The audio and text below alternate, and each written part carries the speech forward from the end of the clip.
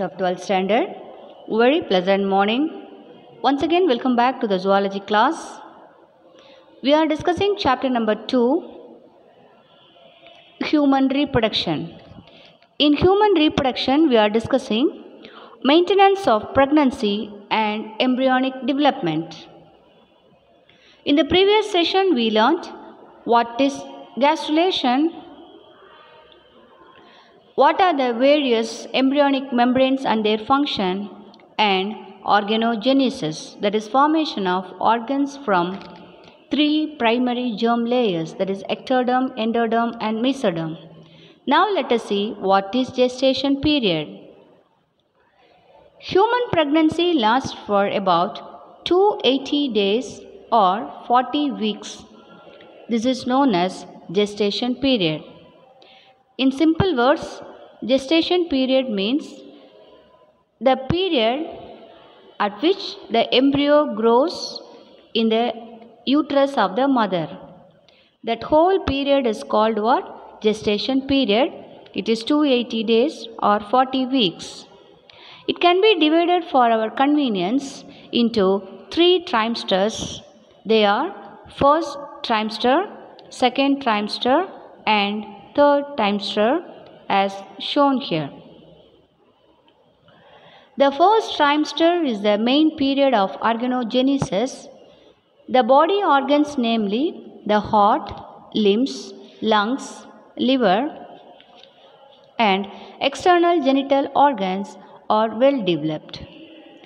By the end of the second trimester, the face is well formed with features, eyelids and eyelashes, eyes blink, body is covered with fine hair, muscle tissue develops, and bones become harder.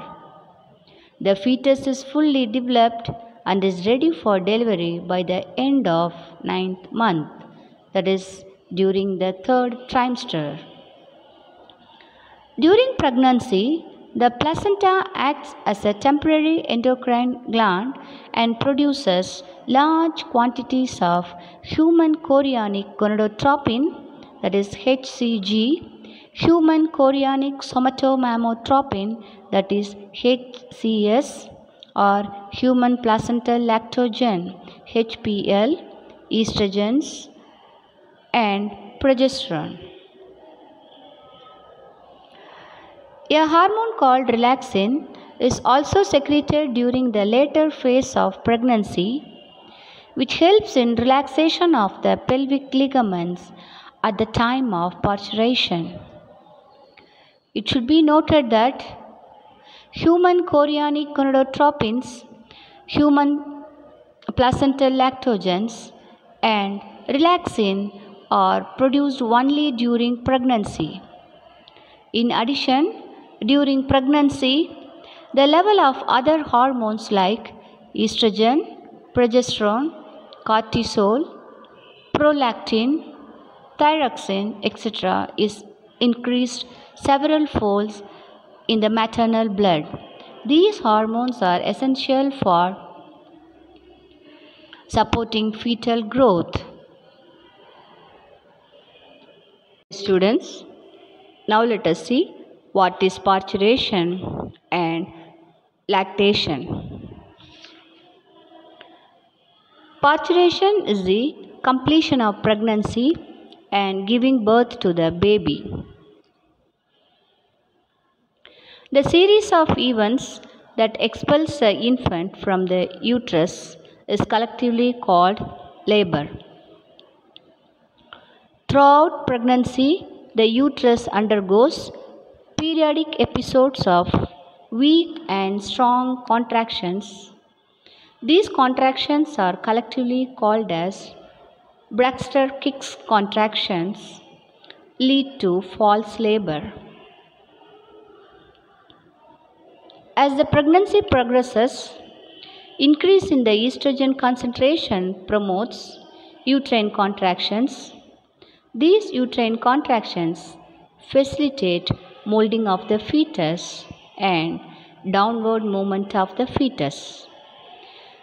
The descent of the fetus causes dilation of cervix of the uterus and vaginal canal, resulting in a neurohumeral reflex called fetal ejection reflex or Ferguson reflex. This initiates the secretion of oxytocin from the neurohypophysis, which in turn brings about the powerful contraction of the uterine muscles and leads to the expulsion of the baby through the birth canal. This sequence of events is called parturition or childbirth. Relaxin is a hormone secreted by the placenta and also found in the corpus luteum. It promotes parturition by relaxing the pelvic joints and by dilation of the cervix with continued powerful contractions. The amnion ruptures and the amniotic fluid flows out through the vagina, followed by the uterus. The placenta, along with the remainings of the umbilical cord, called afterbirth, is expelled out after delivery. Now let us see what is lactation. Lactation is the production of milk by mammary glands. The mammary glands show changes during every menstrual cycle during pregnancy and lactation.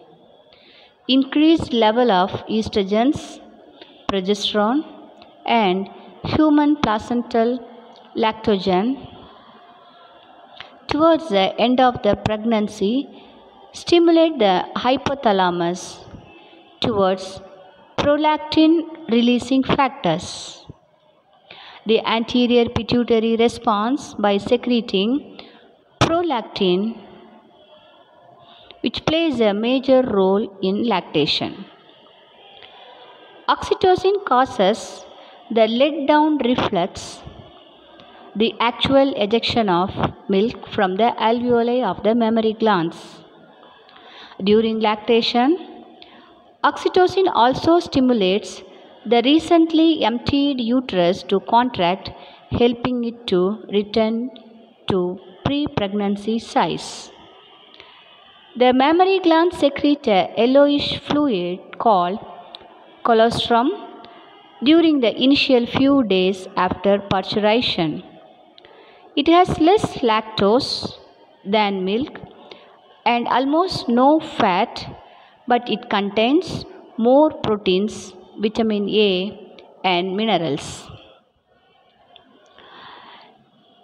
Colostrum is also rich in IgA antibodies. This helps to protect the infant's digestive tract against bacterial infection.